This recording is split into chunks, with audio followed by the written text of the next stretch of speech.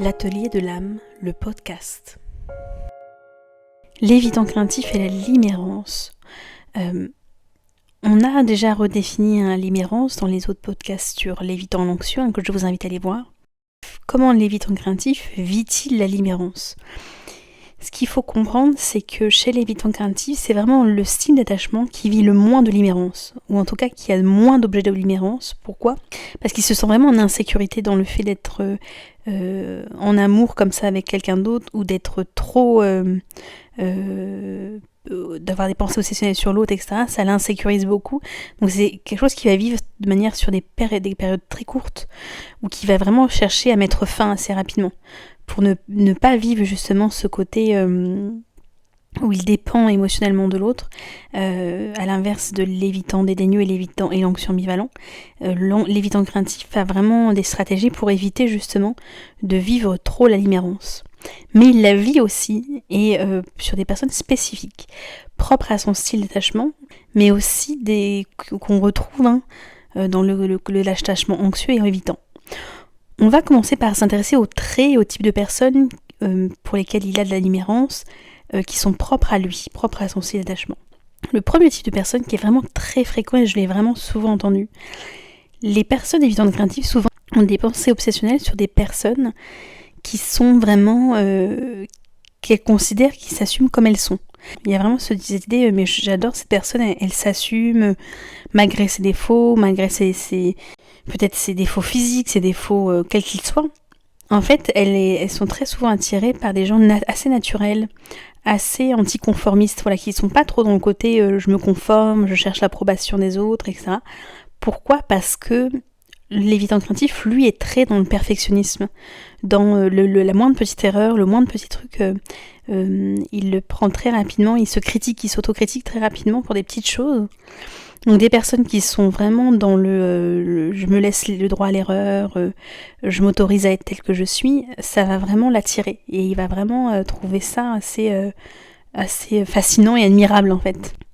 Un deuxième type de personnes, ce sont souvent des personnes qui peuvent être blessées ou ont du mal en amour. Parce que chez l'évitant craintif, il y a vraiment ce syndrome du sauveur.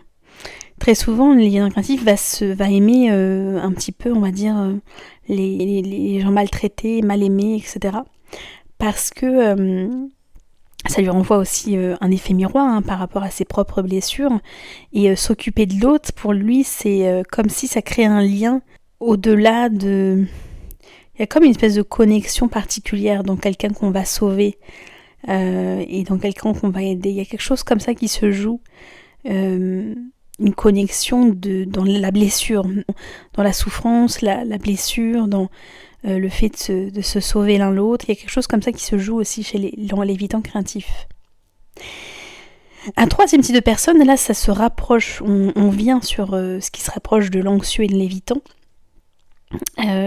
L'évitant craintif est très attiré aussi par des personnes indisponibles, très calmes, très stoïque, comme peut l'être un évitant dédaigneux. Quelqu'un qui, justement, comme l'anxieux ambivalent, peut être attiré par ce type de personne. L'évitant craintif aussi, qui a cette partie anxieuse, peut être attiré par des personnes très distantes, indisponibles, très calmes, comme peut l'être l'évitant dédaigneux, où il y a ce côté très peu intéressé, qui montre peu d'intérêt, etc. Ça va vraiment attirer, ça va vraiment créer un objet de limérance chez l'évitant craintif. Un dernier type de personne, et là on reconnaît le côté évitant de l'évitant craintif, qui va pouvoir avoir un objet de limérance, quelqu'un qui est loin, à distance, où il y a un échange épistolaire, où il y a un échange écrit, mais il n'y a pas où on ne se voit pas. Là il peut être dans un fantasme aussi non réel en fait. Donc il peut aussi avoir ce côté un peu évitant où justement il aime le côté indisponible et fantasmé. Donc conclusion, on a des personnes qui sont naturelles, qui s'assument, qui sont très attractives et qui peuvent vraiment être un objet de limérance pour quelqu'un d'évitant craintif. On a des personnes qui sont des êtres blessés, des êtres fragilisés par la vie en fait, qui attirent et qui activent le côté syndrome du sauveur de l'évitant craintif. On a des personnes qui sont comme pour l'anxieux, indisponibles et distantes, très évitantes, qui vont justement réveiller le côté anxieux de l'évitant craintif. Et enfin, on a des personnes qui peuvent être aussi indisponibles et éloignées en fait, distantes, ou une relation à distance dans lequel il y a des échanges peut-être indirects et dans lequel l'évitant craintif peut être dans un fantasme, comme peut l'être là l'évitant. Merci pour votre écoute attentive et à bientôt dans un prochain podcast.